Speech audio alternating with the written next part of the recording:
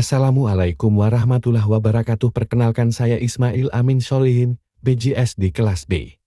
Saya akan mempresentasikan demonstrasi kontekstual PPDP, mengulas asesmen di ruang kelas. Mata pelajaran Bahasa Indonesia kelas 1A Fase A. Capaian pembelajaran peserta didik mampu bersikap menjadi pembaca dan pemirsa yang menunjukkan minat terhadap teks yang dibaca atau dipirsa. Peserta didik mampu membaca kata-kata yang dikenalinya sehari-hari dengan fasil. Peserta didik mampu membaca kata-kata yang dikenalinya sehari-hari dengan fasil. Peserta didik mampu memahami informasi dari bacaan dan tayangan yang dipirsa tentang diri dan lingkungan, narasi imajinatif, dan puisi anak. Peserta didik mampu memaknai kosakata baru dari teks yang dibaca atau tayangan yang dipirsa dengan bantuan ilustrasi. Tujuan pembelajaran: 1. Menunjukkan sikap menjadi pembaca dan pemirsa yang menunjukkan minat terhadap teks yang dibaca atau dipirsa. 2. Membaca kata-kata yang dikenalinya sehari-hari dengan fasil. 3. Memahami informasi dari bacaan dan tayangan yang dipirsa tentang diri dan lingkungan, narasi imajinatif, dan puisi anak. 4. Memaknai kosakata baru dari teks yang dibaca atau tayangan yang dipirsa dengan bantuan ilustrasi. Materi ajar topik: membaca dan memirsa. Materi: membaca. Jenis asesmen formatif atau sumatif. Asesmen formatif. Bentuk asesmen: soal tertulis atau projeng atau unjuk kerja atau deadline. Asesmen esai terdapat di LKPD lembar kerja peserta didik melalui pengerjaan tertulis langsung dalam soal esai setelah membaca cerita pendek. Penilaian dengan penilaian asesmen formatif. Bentuk soal sebagai berikut.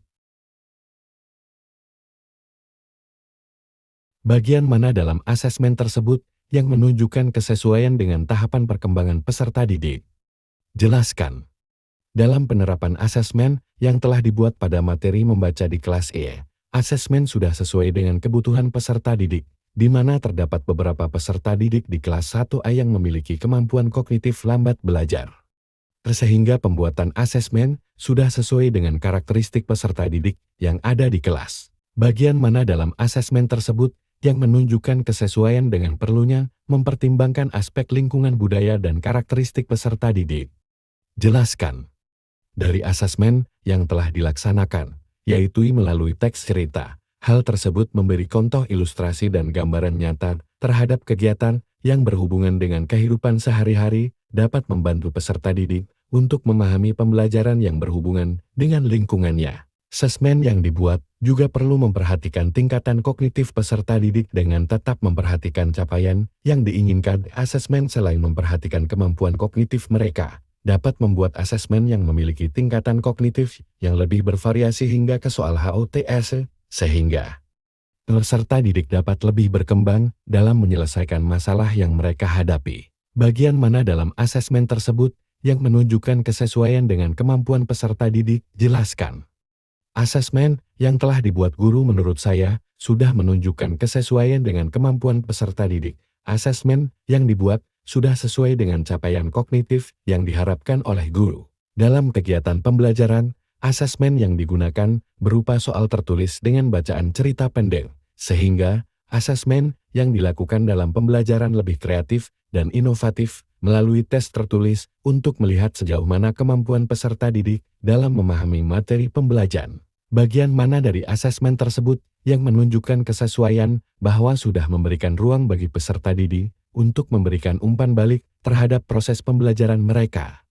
Pada bagian asesmen yang telah dibuat guru, tentu memberikan kesempatan peserta didik untuk mengungkapkan pendapatnya masing-masing di akhir sesi saat mengulas soal bersama-sama. Hal ini memberikan ruang untuk umpan balik terhadap proses pembelajaran. Jika Anda menjadi guru di kelas tersebut, hal apa yang ingin Anda tingkatkan untuk lebih memaksimalkan efektivitas asesmen dengan memperhatikan tahapan perkembangan peserta didik, lingkungan budaya dan karakter peserta didik, serta kemampuan peserta didik?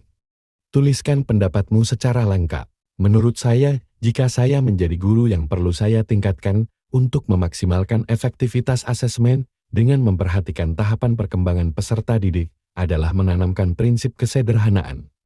Karena menurut saya asesmen yang digunakan untuk anak-anak sekolah dasar adalah bukan yang melulu asesmen yang dibuat dengan susah payah dan membingungkan pembuatnya. Sesuai dengan pengalaman saya, ketika menerapkan kaidah penyusunan asesmen kepada peserta didik notabene adalah anak-anak SD apalagi masih di fase A. Asesmen yang digunakan justru mengambil bahan yang bersumber dari lingkungan anak-anak misal di sekolah sendiri atau mengambil contoh dalam kelas. Bahkan dari kehidupan sehari-hari di lingkungan keluarga dengan menampilkan atau menggunakan media manipulasi sederhana guna mengetahui perkembangan peserta didik. Dengan begitu asesmen yang efektif tidak harus yang mengambil contoh yang jauh dengan kehidupan peserta didik. Setelah memahami hal itu yang perlu saya tingkatkan adalah memahami karakteristik peserta didik. Hal ini tentu sangat tidak asing lagi bagi para guru. Sebelum menentukan asesmen perlu sekali memperhatikan pada aspek ini, karena tentu berbeda asesmen yang digunakan untuk anak SD, SMP, dan SMP atau tingkat selanjutnya. Setelah itu menyesuaikan asesmen dengan tingkat perkembangan kognitif, sosial dan emosional peserta didik. Dalam menentukan aspek ini, sebagai guru tidak lagi mengalami kesulitan jika guru mengetahui perkembangan peserta didik menurut Jean Piaget. Kemudian memahami latar belakang budaya peserta didik. Saya akan mempelajari latar belakang budaya dan nilai-nilai yang dianut oleh peserta didik.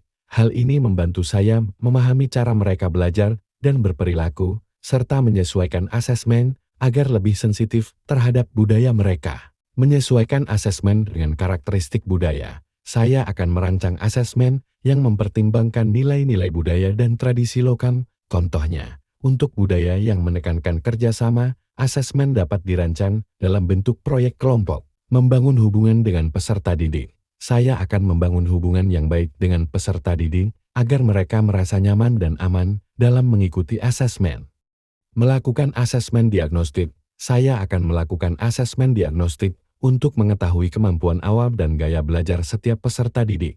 Hal ini membantu saya merancang program pembelajaran yang sesuai dengan kebutuhan mereka. Menggunakan berbagai jenis asesmen. Saya akan menggunakan berbagai jenis asesmen, seperti tes tertulis, tes kinerja, observasi, dan portofolio, untuk mendapatkan gambaran yang lengkap tentang kemampuan peserta didik, kemudian memberikan umpan balik yang konstruktif.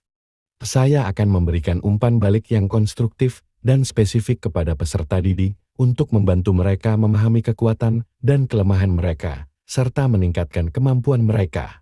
Saran perbaikan. Saran perbaikan dari saya adalah, pada asesmen perlu menambahkan bentuk soal yang bergambar. Hal ini agar peserta didik lebih memahami pertanyaan yang diajukan. Soal formatif dapat juga dengan isian singkat. Guru lebih memaksimalkan asesmen dengan memperhatikan tahapan perkembangan karakter peserta didik, untuk berperan aktif ketika pembelajaran, agar peserta didik memahami materi, dan ketika menjawab soal peserta didik, dapat menjawab dengan baik, serta tujuan pembelajaran tercapai dengan optimal. Perbaikan pada soal asesmen formatif seperti pada gambar sebelum dan sesudah. Bentuk soal akan lebih mudah dipahami bagi peserta didik kelas 1 adalah dengan menerapkan soal bergambar.